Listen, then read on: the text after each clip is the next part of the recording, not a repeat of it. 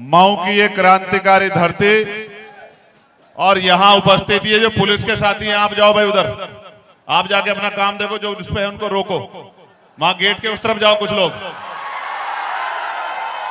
शांत हो जाओ। चलिए पुलिस के कुछ साथी मदद कराए, कोई चोट लग जाएगी, ये आपकी लापरवाही में गिना जाएगा। फिर ये व्यवस्था बनाना आपका काम है। चुप हो जाओ। ये जिम्मेदारी से जो गेट के उस तरफ है लोग, उनको रोको। इन्हें छोड़ दो। जो गेट के उस तरफ है, गेट बजा रहे हैं, 2-4 पुलिसकर्मी उधर जाओ, उनको रोको। हाँ पुलिसकर्मी जाएंगे, आप हटो, धर्मवीर जी हटो वहां से। ये अपने आप संभालेंगे पुलिस के भाई, ये सब इनको ये काम आता है। ये 10-10 लाख लोगों की रैली कराते हैं, इनको सब आता है, ये करवा देंगे अपने आप। डांट देंगे, थोड़ा प्यार से समझा देंगे, हो जाएगा। मुझे पता है कि लोग बाहर बहुत है, मैं जानता हूं इस बात को। प्यारे साथियों, सबसे पहले तो मैं इस मंडल के सभी साथियों का बहुत बहुत धन्यवाद करता हूं। यहां आजमगढ़ मंडल के इस प्रभुजन सम्मेलन में पहुंचे सभी सम्मानित साथियों का, जो इस हॉल के अंदर हैं या इस हॉल से बाहर हैं या सड़क पर हैं, हजारों की संख्या में जो यहां नहीं पहुंच पाए हैं, मैं उनका बहुत बहुत धन्यवाद करता हूं। प्यारे साथियों, मैं अपनी बात को शुरू करते हुए बहुजन समाज में जन्मे सभी संतों, गुरुओं और महान पुरुषों को नमन करता हूं। और जैसा कि आप जानते हैं कि महान पुरुष का जो निर्माण है, महान पुरुष की जो परिभाषा है, वो इस आधार पर मानी गई है कि जीवित व्यक्ति को महापुरुष नहीं माना जाता है। उस जीवित व्यक्ति के पूरे जीवन संघर्ष को उसका पैमाना बना के कि उसने अपने जीवन में समाज के लिए क्या किया, प्रदेश के लिए, देश के लिए, दुनिया के लिए क्या किया, उसी को आधार बना के उनको महापुरुष माना जाता है। तो जिन महापुरुषों के मैं नाम लूंगा, मैं इस तमाम जो पूरी जमात यहां इकट्ठा हुई है, इनसे आग्रह करूंगा, नौजवान साथियों से, कि वो इन महापुरुषों को जरूर पढ़ें। जिनको मैं महापुरुष कह रहा हूं, वो आपके महापुरुष है या नहीं, ये बताओ। उनको पढ़ना है, उनको जानना है, उनके विचार पर चलना है। और जिस दिन आपने ये काम कर दिया, मैं आपको लिख के देता हूं कि आपकी गुलामी की बेड़ियां सदियों सदियों के लिए कट जाएंगे। मेरी बात को आप याद रखना। प्यारे साथियों, मैं ये भी जानता हूं कि नौजवानों को थोड़ी सी तकलीफ होगी, बार बार उठना पड़ेगा, लेकिन यही तो आपकी परीक्षा है। पुलिस के लोग हैं, मीडिया के लोग हैं, LIU के लोग हैं, वो ये देखेंगे कि चंद्रशेखर आजाद ने जो बात कही, उसके लोग उस बात पे कितना पहरा देते हैं या उसकी बात को इग्नोर करके अपने हिसाब से काम करते हैं। तो कष्ट तो होगा, लेकिन आज आपको साबित करके दिखाना है कि आप मेरी बात पर पहरा देते हैं और मेरी बात को छोटी नहीं पड़ने देते। इस बात को आपको दिखाना है। इसलिए मैं आपसे कहूंगा कि जहां जगह मिले वहीं बैठे रहो, और जहां जगह है वहां बैठने का काम करो, जिससे कि आपके बैठने से कई सारी चीजें जो लोगों के दिमाग में है वो स्पष्ट हो जाएं और हमारी बात आगे के लिए मजबूत हो जाए। प्यारे साथियों, मैं भगवान गौतम बुद्ध से लेकर जिनको दुनिया में माना जाता है, उन भगवान बुद्ध को याद करते हुए अहिंसा के लिए, सत्य के लिए, प्रेम के लिए, करुणा के लिए, दया के लिए, त्याग के लिए, जिनको विश्व के अंदर जाना जाता है, उन महामानव तथागत बुद्ध से शुरू करता हूं। महामानव तथागत बुद्ध जगत गुरु सदगुरु रविदास जी महाराज, भगवान वाल्मीकि महाराज, गुरु नानक देव, संत कबीर, नारायण गुरु संत गाडगे जी महाराज, ईवी पेरियार रामा नायकर स्वामी, पेरियार ललई यादव, छत्रपति साहू जी महाराज, राष्ट्रपिता ज्योतिबा फूले, मां सावित्रीबाई फूले, मां फातिमा शेख, करोड़ों नारियों के मुक्तिदाता, भारत के भाग्य विधाता, भारतीय संविधान के निर्माता, विश्व रत्न डॉक्टर बाबा साहब अंबेडकर को भी नमन करता हूं। मैं नमन करता हूं सर छोटू राम जी को, मैं नमन करता हूं चौधरी महाराज सिंह भारती को, मैं नमन करता हूं महामना रामसु वर्मा जी को, मैं नमन करता हूं संत राम बीए प्रजापति जी को, बाबू शिवदयाल चौरसिया जी को, मैं नमन करता हूं मान्यवर दीना भाना वाल्मीकि जी को, मैं नमन करता हूं मां झलकारी बाई को, मैं नमन करता हूं अवंतिका बाई लोधी को, मैं नमन करता हूं अहिल्याबाई होलकर को, और मैं नमन करता हूं मान्यवर साहब श्री काशीराम जी को। मैं नमन करता हूं वीरांगनाओं की वीरांगना, न्याय की देवी मां फूलन देवी को, और मैं आप सबका भी आजमगढ़ मंडल की एक क्रांतिकारी धारा जो बहुजन आंदोलन की सबसे मजबूत नींव रही है, मैं इस पूरी धरती को नमन करता हूं। इस मंच पर उपस्थित हमारी पार्टी के सभी सम्मानित नेतागण, हमारे प्रदेश के अध्यक्ष जी, हमारे मुख्य मंडल प्रभारी शिव प्रकाश विश्वकर्मा जी, भाई अब्दुल्ला खां जी, डॉक्टर राजकुमार जी, सौरभ यादव जी, ए.के. आनंद जी, दुष्यंत कुमार निराला जी, आनंद कुमार जी, रमेश चमार जी, अंशराव जी, शिवाजी राव जी, पूर्व विधायक नसीम अहमद साहब, पी.के. सागर जी, अनूप कुमार जी और एडवोकेट ए.के. आनंद जी। इनके अलावा भी हो सकता है कुछ साथी छूट गए हों। मोहम्मद आरिफ जी, पंकज बोध जी, प्रवीण कुमार जी, दिवाकर कुमार जी, सर्वेश कुमार जी, डॉक्टर मृत्युंजय कुमार जी, रमेश चंद यादव जी, मंजर कमाल जी, उदय कुमार जी,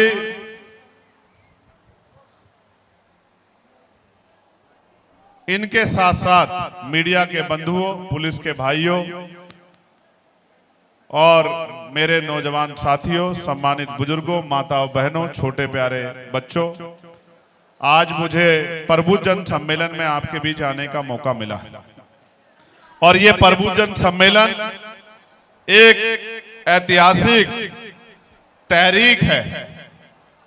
तहरीक का मतलब यह है कि ये एक ऐतिहासिक मूवमेंट हम लोगों ने चलाई। इस देश में प्रबुद्धजन लंबे समय से आपने देखा होगा कि बहुत सारी पार्टियां प्रबुद्धजन सम्मेलन कराती हैं और प्रबुद्धजन सम्मेलन में वो एक ही जाति के लोगों को प्रबुद्ध समाज कहकर उनके नेतृत्व में सम्मेलन कराती है। ये भारतीय संविधान के आने से पहले तो ठीक था, लेकिन जब से देश में भारतीय संविधान लागू हुआ है, भारतीय संविधान के अनुच्छेद 12 से लेकर 30 तक हमें मौलिक अधिकार दिए गए हैं। उन मौलिक अधिकारों में ये बात स्पष्ट कही गई है कि जाति धर्म के आधार पर किसी के साथ भेदभाव नहीं होगा और जाति धर्म स्थान के आधार पर किसी के साथ जुल्म जाति अन्याय अत्याचार नहीं होगा। कोई छोटा नहीं होगा, कोई बड़ा नहीं होगा, कोई ऊंचा नहीं होगा, कोई नीचा नहीं होगा। सब लोग समान होंगे, सब लोग आगे बढ़ेंगे, सब लोग प्रेम से रहेंगे, सभी को समान अवसर मिलेंगे। तो जो दल ये कहते हैं कि एक ही जाति के लोग प्रबुद्ध होते हैं, वो बाबा साहब अम्बेडकर के संविधान को नहीं मानते। वो मनुस्मृति को मानने वाले लोग हैं, वो मनुस्मृति को मानने वाले दल हैं। मैं ये मानता हूं और हमारा दल ये मानता है कि इस देश का किसान, इस देश का नौजवान, इस देश की महिलाएं, इस देश का हक वंचित समाज जो बिल्डिंगें भी बनाता है, खेत में हल भी जोतता है, ट्रैक्टर भी चलाता है, जो खेती भी करता है, जो डॉक्टर, इंजीनियर, आईएएस, आईपीएस, वकील, जज बाबा साहब अम्बेडकर के संविधान से पढ़ लिख कर बना है, वो हर व्यक्ति प्रबुद्धजन है। उस प्रबुद्धजन का सम्मान होना चाहिए, जाति के आधार पर नहीं है, कर्म के आधार पर सम्मान होना चाहिए, व्यक्ति की गरिमा का सम्मान होना चाहिए। इसलिए हम ये मानते हैं कि बाबा साहब अम्बेडकर के संविधान से जो कमजोर वर्गों में से पढ़ लिख कर पुलिस में गया, डॉक्टर बना, पटवारी बना, सेक्रेटरी बना, एडीएम बना, डीएम बना, चीफ सेक्रेटरी बना, एडिशनल सेक्रेटरी बना, डिप्टी सेक्रेटरी बना, जो सीईओ बना, एसएचओ बना, दरोगा बना, जो वकील बना, जज बना, जो आईएएस बना, वो सब लोग प्रबुद्धजन है। वो किसान भी प्रबुद्धजन है जो खेत में फसल लगाता है, बीज डालता है और देश का पेट भरता है। तो उनकी व्यक्ति की गरिमा का सम्मान करते हुए उनको अगर हम प्रबुद्धजन नहीं मानते तो हम बाबा साहब अम्बेडकर के संविधान में विश्वास नहीं रखते। तो जब हमने प्रबुद्धजन सम्मेलन शुरू किए तो पहले तो लोगों ने हमारी मजाक बनाई, बताइए चंद्रशेखर क्या बात कर रहे हैं कि ये दलित, पिछड़े, मुसलमान, आदिवासी, किसान, मजदूर भी प्रबुद्धजन होने लगे हैं। ये तो चंद्रशेखर मूर्खता की बात कर रहे हैं। लेकिन जैसे जैसे सम्मेलन बढ़ते गए और आज ये 10वां सम्मेलन है, माननीय अध्यक्ष जी 10वां सम्मेलन है, जैसे जैसे सम्मेलन की संख्या बढ़ती गई और समाज के पढ़े लिखे डॉक्टर, इंजीनियर, आईएएस, आईपीएस, वकील, जज और रिटायर्ड कर्मचारियों ने आगे बढ़ के आना शुरू किया और ये कहना शुरू किया कि चंद्रशेखर आजाद समाज पार्टी बाबा साहब अम्बेडकर के संविधान की बात कर रही है, हम उनके साथ है। तो बड़े बड़े दलों में खलबली मच गई और आज उनको समझ नहीं आ रहा है कि वो इस प्रबुद्धजन सम्मेलन के मुकाबले कौन सा सम्मेलन करें। प्यारे साथियों, प्रबुद्धजन सम्मेलन तो चल ही रहे थे, लेकिन अभी कल आजाद समाज पार्टी काशीराम की उत्तर प्रदेश की यूनिट ने मुस्लिम संवाद का कार्यक्रम लखनऊ में करने का काम किया, प्रदेश की राजधानी में करने का काम किया। मैंने पूछा था कि नसीम भाई क्यों नहीं आए, अब्दुल्ला भाई क्यों नहीं आए, तो मुझे प्रदेश अध्यक्ष जी ने बताया कि वो इसलिए नहीं आए क्योंकि कल मऊ के कार्यक्रम की वो लोग देख रेख कर रहे हैं, इसलिए वो लोग नहीं आए। तो फिर मेरा विश्वास और मजबूत हो गया कि जब सीनियर लोग यहाँ हैं और फिर भी इतना शानदार मुस्लिम संवाद, समस्या और समाधान पर 8-7 घंटे चर्चा हुई है। देश के बड़े इंटेलेक्चुअल लोगों ने, जज ने, वकील ने, डॉक्टर ने, इंजीनियर ने, बड़े बड़े नेताओं ने भागीदारी करके कहा है कि आज हमारी उम्मीद वो दल नहीं है जिनको हमने वोट देके कुर्सी पे बिठाने का काम किया। अगर आज हमारी कोई उम्मीद है तो वो भीम आर्मी है, आजाद समाज पार्टी है, चंद्रशेखर आजाद है, उत्तर प्रदेश के नेता हैं। कल के सम्मेलन के बाद और तमाम तरह के हमलों के लिए तैयार हो जाओ, क्योंकि जब सिपाही मैदान में निकलता है तो पीछे मुड़कर नहीं देखता है, अपने रास्ते पे आगे बढ़ता रहता है। मान्यवर काशीराम साहब कहा करते थे, तमन्ना अगर सच्ची हो तो रास्ते हजार होते हैं, तमन्ना अगर झूठी हो तो बहाने हजार होते हैं। आज हम पे सच्ची तमन्ना है और हमारी तमन्ना किसी व्यक्ति से जुड़ी हुई नहीं है, हमारी तमन्ना इस बात से जुड़ी हुई है कि आजादी के 75 साल बाद भी अगर इस देश के हक वंचित समाज को स्वाभिमान सम्मान का जीवन नहीं मिल रहा है, उनके साथ जुर्म जाति अन्याय अत्याचार हो रहा है, उनको अच्छी शिक्षा नहीं मिल रही है, उनको रोजगार नहीं मिल रहा है, उनको खेती नहीं मिल रही है, उनका पक्का मकान नहीं मिल रहा है, अगर उनकी बहन बेटियों की इज्जत को नोचा जा रहा है, जालिम की निगाह उन पर है, तो इस देश में अभी बाबा साहब अम्बेडकर के सपनों का भारत नहीं बना है। इसके लिए हमें चैन से नहीं बैठना चाहिए, क्योंकि साहब ये कहा करते थे कि मुर्दा लोग मिशन नहीं चलाते और जिंदा लोग मिशन को रुकने नहीं देते।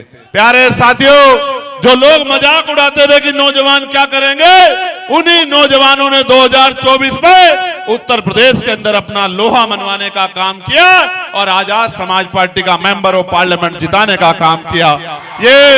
ये आपकी बहुत बड़ी जीत है, ये आपकी बहुत बड़ी जीत है, मैं बधाई दूंगा। यहाँ की टीम भी गई थी, अपनी मेहनत करके पैसा जुटाया था वहां, और मैं स्पेशली बहुजन समाज के साथियों में भी दलित, पिछड़े, मुस्लिम समाज के भाइयों का धन्यवाद दूंगा। और क्यों दूंगा मैं आपको बताना चाहता हूं। मुस्लिम भाइयों पे ईद का त्योहार आता है जिसके लिए वो 1 महीना रोजे रखते हैं, लेकिन आप गजब की कॉमरेड यहां बैठे हुए हैं, आप गजब की बात देखिए, पूरे 6-6 महीने जिन वर्करों ने वहां काम किया, ईद के त्योहार पे वो घर नहीं लौटे, ईद की भी उन्होंने वही मनाई और तमाम तरह के और आयोजन भी उन्होंने वही किए और रोजे भी उन्होंने वही रखे।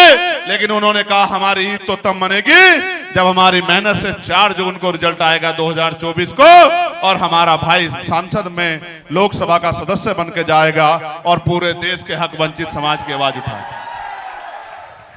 मैं उनके समर्पण की दाद देता हूं कि उन्होंने ईद पे अपने बच्चे नहीं देखे, अपना घर नहीं देखा। लोग पुताई कराते हैं, पेंट कराते हैं, बच्चों के कपड़े बनाते हैं, मिठाइयां बांटते हैं।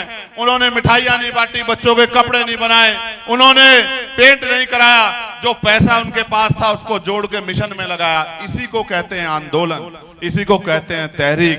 मैं धन्यवाद दूंगा उन साथियों का जिन्होंने जाकर वहां मेरी मदद की थी। सम्मानित साथियों, प्रभु जन सम्मेलन के जरिए हमारे बहुत सारे कर्मचारी यहाँ मौजूद हैं। इस देश में जो बुनियादी मुद्दे हैं, उत्तर प्रदेश के अंदर जिन मुद्दों पे चर्चा होनी चाहिए, उन पे हम लोग आवाज उठा रहे हैं। मैं आपसे सहमति लेने आया हूं, आप मुझे बताना कि ये मुद्दे सही है नहीं है और इन पे आपका समर्थन है या नहीं है। आप ये बताओ, जातिगत जनगणना की मांग पार्लियामेंट में हम लोगों ने उठाई थी और जिस दिन हमने उठाई थी हमने ये संकल्प भी किया था कि साहब ने कहा था जिसकी जितनी संख्या भारी उसकी उतनी हिस्सेदारी। हमने उसी दिन ये सुनिश्चित किया था कि जन जातिगत गणना होकर रहेगी और इस जातिगत गणना को कोई रोक नहीं सकता है। कोई कितना ताकतवर हो, जन भावनाओं के खिलाफ नहीं जा सकता है। ये लोकतंत्र है, गणना होगी और होकर रहेगी। लेकिन सरकार ने जातिगत गणना के आदेश तो दे दिए, लेकिन आप ये बताओ, जातिगत गणना के साथ साथ आर्थिक आंकड़े जारी होने चाहिए नहीं होने चाहिए? बताइए, किसके घर में मारुति कार है और किसके घर में ट्रैक्टर है, किसके घर में 4 पहिए गाड़ी है और किसके घर में 2 पहियों गाड़ी है, किसके पास पक्का मकान है, किसके पास जमीन है, किसके पास दुकान है, किसके पास उद्योग धंधे हैं, किसके पास सरकारी नौकरी है, किसके पास प्राइवेट नौकरी है, किसके पास क्या है, किसके अकाउंट में क्या है, किसके जेब खाली है। जब तक इसका पता नहीं चलेगा तब तक आप बताओ सामाजिक न्याय कैसे हो जाएगा? तो बताओ, आर्थिक आंकड़े जारी होने चाहिए नहीं होने चाहिए? दोनों हाथ उठा के बताओ, जारी होने चाहिए नहीं होने चाहिए? बहुत अच्छी बात। फिर ये सवाल आता है कि 1931 में हुई थी लास्ट जनगणना और 2025 आ गया है, लगभग 95 साल 94 साल हो गए हैं, लेकिन पिछड़े वर्ग की संख्या क्या है इस पे कोई गणना नहीं हुई। सामान्य जाति की संख्या क्या है इस पे कोई गणना नहीं हुई। मैं आपसे पूछना चाहता हूं कि शेड्यूल कास्ट शेड्यूल ट्राइब के साथ पिछड़े वर्ग की जातिगत गणना, सामान्य वर्ग की जातिगत गणना होनी चाहिए नहीं होनी चाहिए? जवाब दोगे तो दोनों हाथ उठा के देना, एक हाथ उठा के मत देना। बहुत अच्छे। अब ये बताओ, बहुत सारे लोग टीवी मीडिया बैठ के कहते हैं कि इसका हिस्सा ये खा गया, इसका हिस्सा ये खा गया, इसका हिस्सा ये जाति खा गई, इसका हिस्सा जाति खा गई। मैं आपसे पूछना चाहता हूं, आप अपने भाइयों के खिलाफ तो नहीं हैं? तो 52% पिछड़े वर्ग के लोगों को 52% आरक्षण मिलना चाहिए नहीं मिलना चाहिए? बताइए, दोनों हाथ उठा के बताएं, मिलना चाहिए नहीं मिलना चाहिए? ये इस बात का ऐलान है कि बाबा साहब अंबेडकर को मानने वाले लोग, फूले साहू को मानने वाले लोग, वो अपने बहुजन समाज के लोगों के साथ खड़े हैं। वो उनके हक को लूटना नहीं चाहते, उनके हक को दिलाना चाहते। प्यारे साथियों, जातिगत गणना की बात तो हो गई, लेकिन मैं आपसे जानना चाहता हूं, बहुत दिन पहले यहां प्रमोशन में रिजर्वेशन खत्म हुआ था। प्रमोशन में रिजर्वेशन खत्म होने के कारण SC/ST के कर्मचारियों को खून के आंसू रोने पड़े, डिमोशन हुए और तमाम तरह की अपमान और मुसीबत को सामना करना पड़ा। सम्मानित साथियों, एक हमारे ही बहुजन समाज का दल है। अगर दुश्मन ये करता तो हम दुश्मन से सीना तान के लड़ते, लेकिन ये पीठ में छोरा हमारे अपने बहुजन समाज के लोगों ने भोंका था कि पार्लियामेंट में, लोकसभा के अंदर प्रमोशन में रिजर्वेशन का बिल फड़वाने का काम किया गया था। मैं उनकी नासमझी पे कुछ नहीं कहना चाहता। अगर मैं उनकी जगह होता तो मैं ये जरूर कहता कि SC ST के साथ OBC को भी प्रमोशन में रिजर्वेशन का लाभ मिलना चाहिए, लेकिन मैं उस बिल को फड़वाने का काम नहीं करता और पूरे एडी चोटी का जोर लगा के उस बिल को पास करवाने का काम करता। अब मैं आपको विश्वास दिलाता हूं, आप बताओ क्या प्रमोशन में रिजर्वेशन SC ST OBC को मिलना चाहिए नहीं मिलना चाहिए? दोनों हाथ उठा के बताओ, मिलना चाहिए नहीं मिलना चाहिए? बहुत अच्छी बात, बहुत अच्छी बात। मैं आपसे जानना चाहता हूं सम्मानित साथियों, ये जो बैकलॉग भरा ये खाली पड़ा है और गरीबों के बच्चे सड़कों पर, पढ़े लिखे बच्चे BTech MTech PhD के बच्चे मेहनत मजदूरी करने के लिए चौक पे बिकने के लिए जाते हैं शहरों में। 200 रुपए 300 रुपए 400 रुपए पे रोजगार नहीं है। आप बताओ बैकलॉग भरा जाना चाहिए नहीं जाना चाहिए? सरकारी नौकरी मिलनी चाहिए नहीं मिलनी चाहिए?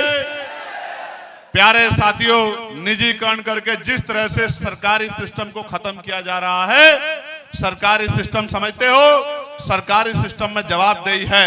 पुलिस के भाइयों को मैंने कहा कि भाई गेट संभाल लो, उन्होंने गेट की जिम्मेदारी उठा ली, उन्होंने सुरक्षा की जिम्मेदारी उठा ली। लेकिन आप ये सोचो, अगर प्राइवेट कर्मचारियों कहता क्या उठाते? आप विश्वास नहीं करोगे। हालांकि पुलिस के साथियों से कई बार, क्योंकि पुलिस सरकार के अधीन है, उत्तर प्रदेश में पुलिस उत्तर प्रदेश सरकार के अधीन है, कई बार ऐसी घटनाएं होती है कि पुलिस के साथियों से नाराजगी होती है। लेकिन मैं आपको सच कह रहा हूं, जब आप जाओगे तो नीचे देखना, आपका कपड़ा पहना हुआ पतला है, उनका कपड़ा पहना हुआ वर्दी का मोटा है। आप देखना पसीने में उनके सारे कपड़े तर होंगे। नौकरी तो और भी बहुत सारी हैं, लेकिन वो अपनी जी जान लगा के नौकरी करने का काम करते हैं। इसलिए मैं आपसे आग्रह करूंगा कि पुलिस के भाइयों का सम्मान किया करो, ये मेरी आपसे दिल से आग्रह है। प्यारे साथियों, तो मैं बात आपसे कह रहा था कि निजीकरण, प्राइवेट सेक्टर गुलामी है। गुलामी कैसे? आप प्राइवेट कंपनी में काम करते हो, आपकी माँ बीमार है, बहन बीमार है, भाई बीमार है, बहन की शादी है, भाई की शादी है, आपके पिता बीमार है, आप छुट्टी चाहते हो, आप कहोगे सब छुट्टी दे दो, वो कहेगा परमानेंट छुट्टी ले जा, बहुत खड़े तेरे भाई। आप कहोगे इंक्रीमेंट बढ़ा कर दो सर, सैलरी बढ़ा दो, कहेंगे कहीं चला जा। आप कहोगे कि सर डेजिग्नेशन बढ़ा दो, बोले कहीं चला जा। सरकारी सिस्टम में प्रमोशन है, नौकरी में छुट्टी की गारंटी है, मेडिकल लीव है, इसलिए कि SC ST OBC के लोगों को रिजर्वेशन ना देना पड़े। 2 अप्रैल 2018 के बाद डरी हुई सरकार ने निजीकरण कर करके आरक्षण खत्म करने का काम किया है। मैं आपको पूछना चाहता हूं, क्या जितने डिपार्टमेंट का निजीकरण किया गया है, इसका राष्ट्रीयकरण होना चाहिए नहीं होना चाहिए? होना चाहिए नहीं होना चाहिए? और आपको याद होगा 2% सरकारी नौकरियां हैं, 98% प्राइवेट सेक्टर है।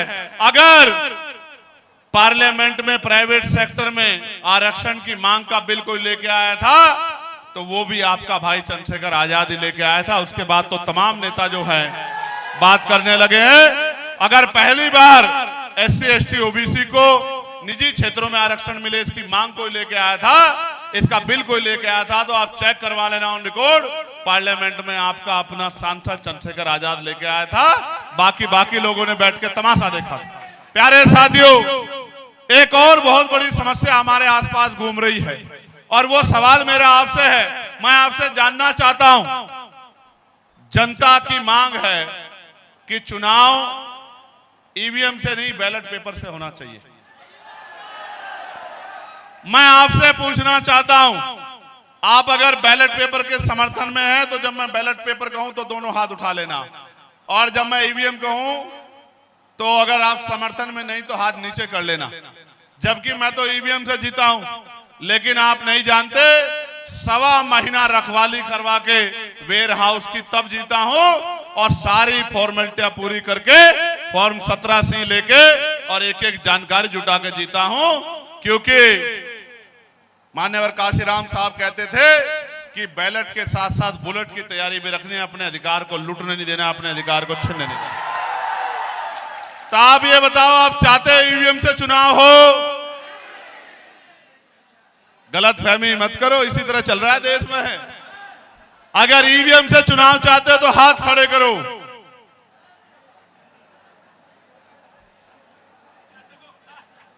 ये मोबाइल वालों के हाथ छोड़ के किसी का हाथ खड़ा नहीं है। ये मोबाइल वाले समर्थन में खड़े किए हैं, वीडियो बनाने के लिए खड़े किए हैं। अच्छा ठीक, आप चाहते हो बैलेट पेपर से चुनाव हो तो दोनों हाथ खड़े करके कहो कि बैलेट पेपर से चुनाव होना चाहिए। मैं मीडिया के माध्यम से कहूंगा कि वो दिखाएं देश की सरकारों को कि जनता क्या चाहती है। लोकतंत्र का मतलब होता है जनता का शासन। जनता चाहती है कि बैलेट पेपर से चुनाव हो और सरकार कह रही है कि ईवीएम से चुनाव हो। ईवीएम इलेक्ट्रॉनिक वोटिंग मशीन है और जो भी चीज इलेक्ट्रॉनिक है उसमें किसी भी तरह के घपले घोटाले की संभावनाएं हैं। प्यारे साथियों, एक बहुत महत्वपूर्ण बात यह है, जिस तरह से कमजोर वर्गों पे जुल्म जातीय अत्याचार किया जा रहा है, किसी का घर तोड़ा जा रहा है, किसी घर पे बुलडोजर चलाया जा रहा है, किसी को मारा जा रहा है, किसी को मार के लटकाया जा रहा है, किसी को पीटा जा रहा है, किसी की जमीन छीनी जा रही है। आप चाहते हो जुल्म जाति बंद होनी चाहिए, नहीं होनी चाहिए? दोनों हाथ उठा के बताओ, होनी चाहिए, नहीं होनी चाहिए? जो जुल्म जाति कर रहे हैं उन पे सख्त कार्रवाई होनी चाहिए, नहीं होनी चाहिए? बहुत बहुत धन्यवाद। लेकिन आप सुनो, सख्त कार्रवाई कराएगा कौन? अन्याय अत्याचार करने वाले तो सरकार के अपने लोग हैं। अच्छा,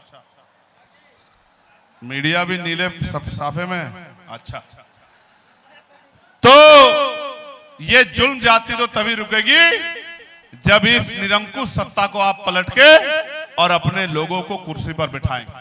प्यारे साथियों, मैं तो देश भर में घूमता हूं। अभी आपको याद होगा मैं प्रयागराज आया था, याद है नहीं याद है? कौशाम्बी में हमारे पाल समाज की बेटी के साथ जो अन्याय हुआ, उसके परिवार ने मुझसे कहा कि आपको आना चाहिए। मैं जब जाने लगा मुझे रोक लिया गया और करछना में हमारे लोगों पे जिस तरह साजिश करके सरकार के इशारे पे पुलिस के साथ वहां के क्षेत्रीय लोगों ने मिलकर हमारी मोटरसाइकिलों को तोड़ा, हमारी गाड़ियों को तोड़ा, हमारी मोटरसाइकिलों को जलाया, जिसकी वीडियो भी मैंने उपलब्ध कराई है। और फिर हमारे निर्दोष लोगों को जेल में डालने का काम किया। और फिर मुझे बड़ी तकलीफ के साथ कहना पड़ेगा, मैं इस दर्द को भूलूंगा नहीं कि जिस तरह से मेरे भाइयों के कान पकड़वा के पूरे बहुजन समाज को अपमानित करने का काम थाने में किया गया, इस दर्द को हम लोग भूलेंगे नहीं। समय आने दीजिए, सूद समेत इसका हिसाब किया जाएगा। मेरी बात को आप याद। बाबा साहब अंबेडकर ने कहा था, आदमी भूखा रह सकता लेकिन अपमानित होकर नहीं रह सकता। जिन भाइयों के मन में ये इच्छा थी कि हमारा भाई चल के आएगा, हमारी लड़ाई लड़ेगा, उनको साजिश करके जेल में भेजने का काम किया। लेकिन हालांकि आप जानते हो कि हमने सुप्रीम कोर्ट से लेके हाई कोर्ट और डिस्ट्रिक्ट कोर्ट के जजों का 25 लोगों का पैनल मिला के और हमारे नेताओं ने घर घर जाके लोगों को ये विश्वास दिलाने का काम किया। और हमारी पूरी टीम लगी हुई है कि हम एक भी आदमी को बहुत दिनों तक जेल में नहीं रहने देंगे। सब लोगों को जेल से बाहर निकाल के लेके आएंगे, उनके घरों तक पहुंचाने का काम करेंगे और उनका एक पैसा खर्च नहीं होने देंगे। इसकी जिम्मेदारी आजाद समाज पार्टी काशीराम भीम आर्मी ने उठाई।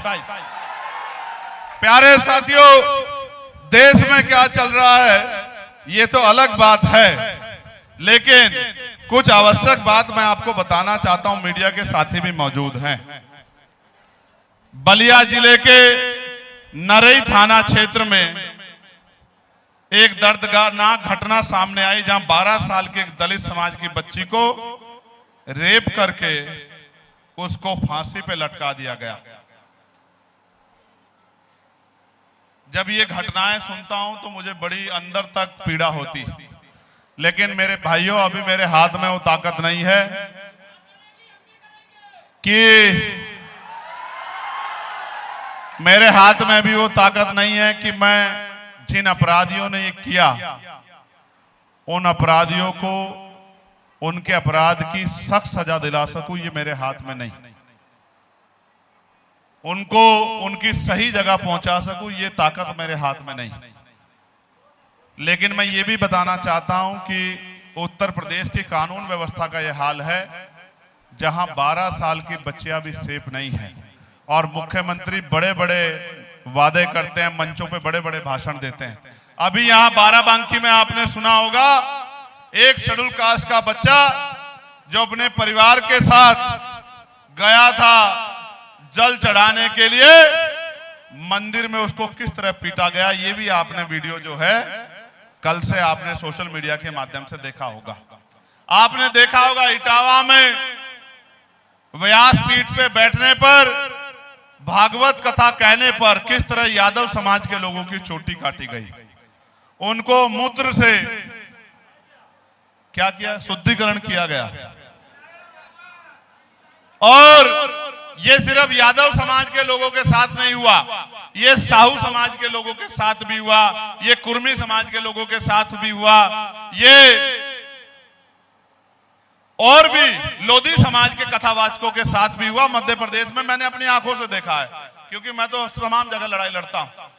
लेकिन प्यारे साथियों, आप ये भूल सकते हो कि आप शूद्र नहीं हो, लेकिन इस देश की व्यवस्था ये नहीं भूलती कि इस देश का SC ST OBC शूद्र है, हक वंचित समाज है। आप अपने आप को अपने भाइयों से ऊंचा नीचा समझ सकते हो और उनके साथ ही लड़ सकते हो, उनके अधिकारों को लुटवा सकते हो, लेकिन व्यवस्था आज भी इस बात के साथ खड़ी है कि अगर कोई पिछड़े समाज का व्यक्ति व्यासपीठ पे बैठ जाएगा तो उसकी चोटियां काट के उसको का मूत्र विसर्जन से उसका शुद्धिकरण होना चाहिए।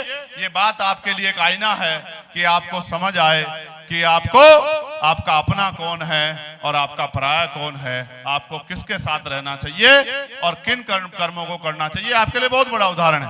प्यारे साथियों, मैं आपसे ये भी जिक्र करूंगा कि उत्तर प्रदेश में स्कूल का मर्जीकरण चल रहा है।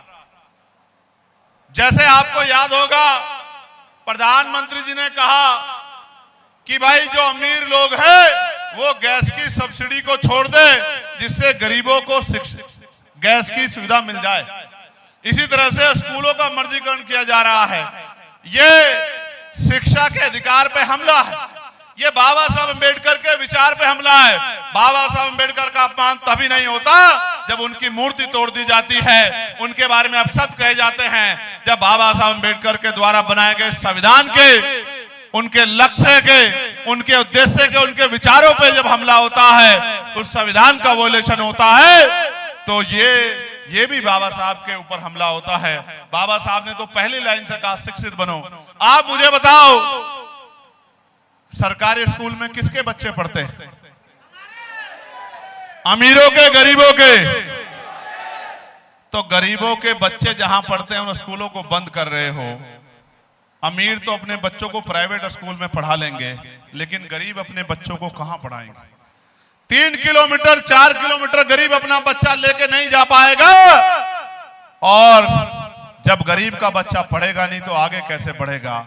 आप पुनः मनुस्मृति लागू करना चाहते हैं, मैं आपको कुछ आंकड़े बताता। आप महसूस करके देखो, टीचर विरोध कर रहे हैं, बच्चे विरोध कर रहे हैं, सरकार को फर्क नहीं पड़ रहा। लखनऊ ग्रामीण में 383 स्कूल मर्जर यानी बंद किए गए हैं।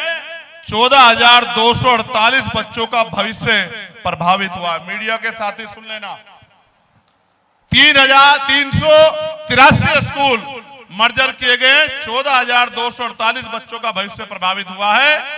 उसके बाद भांग के 48 ठेके खोले गए हैं, देसी शराब के 572 ठेके खोले गए हैं, कंपोजिट शॉप 400 खोली गई है और मॉडल शॉप 56 खोली गई है। 1071 शराब की और नशे की दुकानें खोली गई हैं और 383 स्कूल बंद किए गए हैं। उन्नाव का आंकड़े भी सुन लो, उन्नाव में 336 स्कूल बंद किए गए हैं, 7,712 बच्चों का भविष्य प्रभावित हुआ है और भांग के 20 ठेके खोले गए हैं, देसी शराब के 349 ठेके खोले गए हैं, कंपोजिट शॉप 142 खोली गई हैं और मॉडल शॉप 7 खोली गई हैं। टोटल 578 नशे की दुकानें खोली गई। आप मुझे बताओ, आप चेक करा के देख लेना एक भी नशे की दुकान बिजनेसमैन, पैसे वालों, पूंजीपतियों के मोहल्ले में, बस्तियों में नहीं होंगी। ये सारी नशे की दुकान गरीबों की बस्तियों में होंगी। कि गरीब का बच्चा स्कूल में ना पढ़े, गरीब का बच्चा इस नशे की आड़ में आके और इतना मानसिक शारीरिक रूप से कमजोर हो जाए कि वो अपने और अपने समाज, अपने परिवार का ख्याल ना रख पाए। आप ये सोचो, ये शराब की दुकानें, नशे की दुकानें खोलने की मांग तो कोई नहीं कर रहा है, स्कूल को बचाने की मांग सब कर रहे हैं, लेकिन स्कूल बंद किए जा रहे हैं और नशे की दुकानें खोली जा रही हैं। क्या नशे की दुकानों को बढ़ावा देने वाली सरकार गरीबों की हितैषी हो सकती है क्या? किसानों की आमदनी दुगनी करने वाली सरकार, सबसे ज्यादा किसानों ने सुसाइड अगर किया है तो इसी सरकार के कार्यकाल में किया है, उत्तर प्रदेश की सरकार के कार्यकाल में किया है। अगर डीएपी पे उसकी जो है उसका वजन कम हुआ है, दाम बढ़े हैं, सब्सिडी कम हुई थी, इसी सरकार के उसमें लाइन लगी है, लोगों की जान गई सरकार के उसमें हुई है। यूरिया पे अगर दाम बढ़े हैं, वजन कम हुआ है, लाइन लगी है, 4 बजे से लाइन लगी है, और अब तो आधार कार्ड के लिए भी सुबह 4-4 बजे से जो है संशोधन की लाइन लगती है। ये लाइन में लगाने वाली सरकार है। ये लाइन से निकाल के, ये गरीबी से निकाल के विकास की तरफ ले जाने वाली सरकार नहीं है। ये तो अमीर को, मिडिल क्लास को उसकी नौकरी रोजगार छीन के ये उसको गरीबी की लाइन में लगाने वाली सरकार है। इसलिए मैं आपसे कहना चाहता हूं प्यारे साथियों कि यहां तमाम तरह की परेशानी हम लोगों के सामने है और तमाम तरह की समस्याओं का सामना आप सबको करना पड़ रहा है, लेकिन रास्ता क्या है? आप यहाँ आए हो, मुझे सुना है अपनी जेब से मेहनत का कमाई का पैसा लगाया है और फिर अपने अपने घरों को लौट जाओगे। आप मुझे बताओ इससे बदलेगा क्या? पहले बताओ, आप अपनी मन से आए हो या आपको पैसे पे लाया गया है? बताओ, पैसा किसी ने दिया है या अपनी मेहनत की कमाई से आए हो? दोनों हाथ उठा के बताओ जो अपनी मेहनत की कमाई से आए हैं। बहुत अच्छे।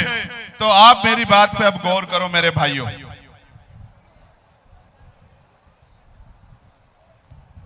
आप मेरी बात पे गौर करो।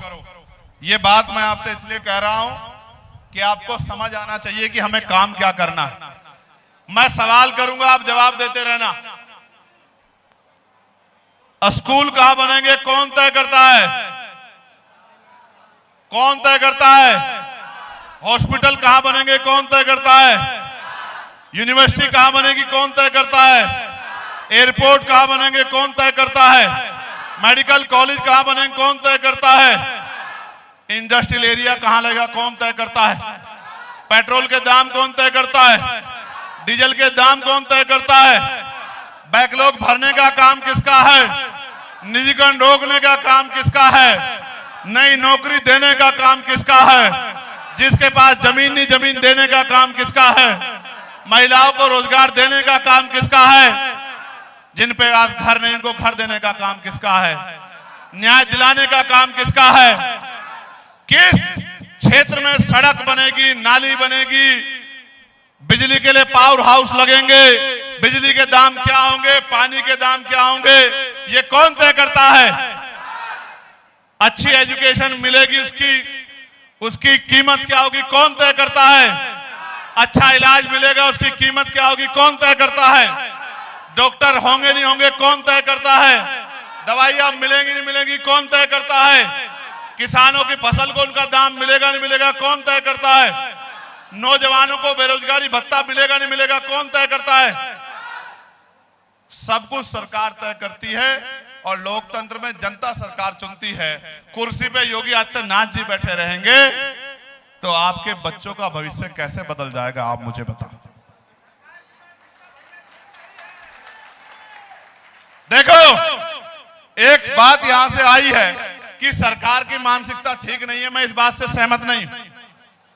जो सरकार उत्तर प्रदेश में है उस सरकार के पीछे एक विचार है और जिस आंदोलन को हम लोग चला रहे हैं उसके पीछे भी एक विचार है। उस सरकार के पीछे विचार है कि पूंजीपतियों को आगे बढ़ाना है, देश में पुनः मनुस्मृति का राज लाना। उसके पीछे विचार है कि सारी इकोनॉमी को चंद लोगों पे लाके छोड़ना है और बाकी सब लोगों को लेबर क्लास बनाना है। और हमारे पास क्या विचार है कि हर व्यक्ति को स्वाभिमान सम्मान का जीवन दिलाना है, हर व्यक्ति को इज्जत का जीवन दिलाना है, सबके लिए शिक्षा आसान बनानी है, सबके लिए अस्पताल आसान बनाने हैं, सबके लिए रोजगार घरों तक पहुंचाने हैं, समता समानता बंधुत्व भाईचारे का मानवता का राज स्थापित करना है। वो अपने विचार पे काम कर रहे हैं और हम अपने विचार पे काम कर रहे हैं। जब कुर्सी पे वो बैठेंगे तो उनका विचार आगे बढ़ेगा और जब कुर्सी पे आप लोग बैठोगे तो आपका विचार आगे बढ़ेगा। इसलिए मैं आपको पूछना चाहता हूं, आप इतनी बड़ी संख्या में यहाँ आए हो, अगर यहां से जाके मेरी बात पे पहरा नहीं दोगे, काम नहीं करोगे, तो फिर बताओ कि आगे का रास्ता आसान कैसे हो पाएगा। मैं आपसे कुछ मांगना चाहता हूं, बताओ मांगू क्या? पानी दे देना भाई।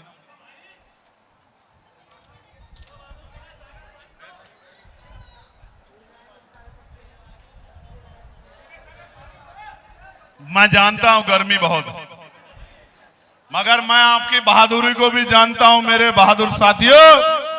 मैं जानता हूं कि किसान मजदूर के बच्चे, मैं भी दुबई गया था। कहां गया था? दुबई। सोने जैसी दुबई बनाई किसने? 35 लाख भारतीय मजदूर हैं वहां। कितने? 35 लाख। 45-50 डिग्री टेम्परेचर में, गर्म हवा, लू से भी खतरनाक। और भारत का मजदूर अपने खून पसीने से वो बड़ी बड़ी बिल्डिंग बनाता है। और मैं आपको कहना नहीं चाहता था, बलिया के लोग मुझे वहां मिले, गोरखपुर के लोग वहां मुझे मिले, गाजीपुर के लोग वहां मुझे मिले, मऊ के लोग वहां मुझे मिले, बिहार के लोग वहां मुझे मिले। और अगर ये सरकार अच्छी होती और रोजगार देती तो वहां उस गर्मी में मरने के लिए भारतीय लोगों को नहीं जाना पड़ता। मेरी बात को आप याद रखना मेरे।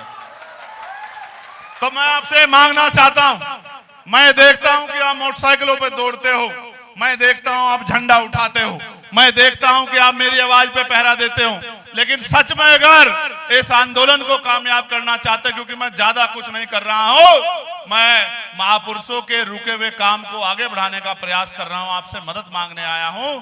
तो मैं आपसे ये पूछना चाहता हूं, क्या आप इस आंदोलन में हमारी मदद करोगे नहीं करोगे? तो करना यह है मेरे साथियों, घर से निकलना है, सबसे पहले अपना गांव तैयार करना है। गांव में घर घर जाके महापुरुष जितने मैंने बताए हैं उन महापुरुषों को पढ़ना है, उन महापुरुषों को पढ़ना है और उन महापुरुषों को पढ़ाना है। बहनों को, माओ को, दादियों को, चाचा को, ताऊ को, बच्चों को, महापुरुषों को पढ़ाना है, भाईचारा बनाना है। अस्तित्व तब बचेगा जब हकवंचित समाज में भाईचारा बनेगा।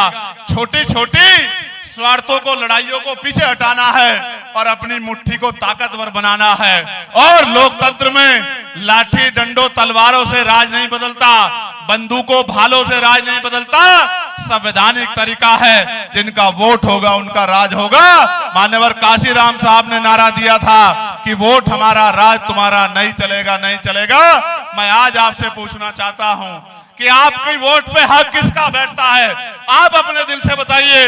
उसका जिसने 16 महीने जेल में बिताई हो, वो उसका जिसने दिल्ली की सड़कों को आपके स्वाभिमान के लिए नीला कर दिया, उसका, या जिसने तिहाड़ में दो बार तिहाड़ के उन काल कोठरियों में दो बार कई महीने जेल काटी, उसका, या जिसकी पीठ पे जितनी शरीर में हड्डियां नहीं उतनी लाठियां खाई हो, उसका, या उसका जिसके पैरों के नखून तक खींच ले गए हों और जब इससे भी दिल नहीं भरा तो 4 गोली मार के उसकी हत्या करने का प्रयास किया गया हो। आप अपने मन से बताओ कि आज यहाँ आंदोलन कौन चला रहा है और समाज को धोखा कौन दे रहा है? आपकी आंखें खुली हुई है। अगर आपको लगता है कि मेरे काम में कोई कमी है तो बिल्कुल मेरा साथ ना दो, आजाद समाज पार्टी का साथ ना दो। और अगर आपको लगता है कि जहां न्याय होता है, पुलिस से पहले भीम आर्मी का जवान जाके सीना तान के लड़ाई लड़ने का काम करता है, उन माओ बहनों की रक्षा करने का काम करता है, गरीबों की आवाज बनने का काम करता है, तो मुझसे वादा करो कि आज के बाद जैसे 8 घंटे आप अपना पेट पालने के लिए, अपना घर चलाने के लिए मेहनत करते हो, 1 घंटा जरूर पहले अपना गांव तैयार करोगे, फिर दूसरा गांव तैयार करोगे, फिर अपना ब्लॉक तैयार करोगे, अपनी विधानसभा तैयार करोगे। और अभी त्रिस्तरीय पंचायत चुनाव आ रहा है, ये पैसे वालों का चुनाव, गरीबों का चुनाव बना देना है। प्रधान लड़ेगा पैसे वाला, बीडीसी लड़ेगा पैसे वाला, जिला पंचायत अध्यक्ष लड़ेगा पैसे वाला, प्रमुख लड़ेगा पैसे वाला, और पैसे वाले लड़ेंगे तो गरीब के बच्चे कहां जाएंगे। मैं तो आपके पास उदाहरण हूं, पसीने के नोट जिनमें वजन बढ़ गया है, जिनकी मोटाई बढ़ गई है, उन नोटों से एक एक पैसा जोड़ के आपने मुझे संसद में भेजा है। मेरे खून का कतरा कतरा आपका कर्जदार है। जब तक शरीर में सांस रहेगी, लहू का आखिरी कतरा रहेगा, मैं आपको जगा के आपकी ताकत बनाने का काम करूंगा। प्यारे साथियों, मैं आपसे पूछना चाहता हूं, ये आजमगढ़ मंडल के लोगों, आप मुझे बताओ, क्या इस लड़ाई में मदद करोगे नहीं करोगे? आप बताओ, दोनों हाथ उठा के बताओ। अगर पैसे वाले ही, देखो बाबा साहब ने क्या कहा, आज मैंने रानी का पेट चीर दिया है, राजा बैलेट बॉक्स से तैयार होगा, आपकी वोट से तैयार होगा।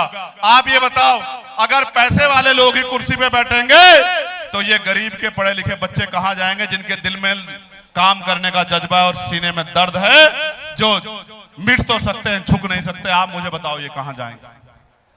क्या भीम आर्मी के लोगों को तनख्वाह मिलती है क्या? तो फिर ये क्यों अपनी जी जान लड़ाते हैं? क्यों वो जेल काट रहे हैं? पता है क्यों काट रहे हैं? क्योंकि वो, उनका ये मानना है कि अन्याय करने वाले से अन्याय सहने वाला दोषी होता है। उन्होंने अन्याय के खिलाफ आवाज उठाई है। वो तो जेल से बाहर आ जाएंगे, लेकिन जो मानसिक गुलामी की जेल में आप लोग हो, इससे कब बाहर आओगे? बताओ, मेहनत करोगे नहीं करोगे? घर से निकल के काम करोगे नहीं करोगे? भाईचारा पैदा करोगे नहीं करोगे? लोगों को जोड़ने काम करोगे नहीं करोगे? अपने गांव को, अपने बूथ को, अपने ब्लॉक को, अपने विधानसभा को तैयार करोगे नहीं करोगे? जोर से बताओ, और जोर से बताओ।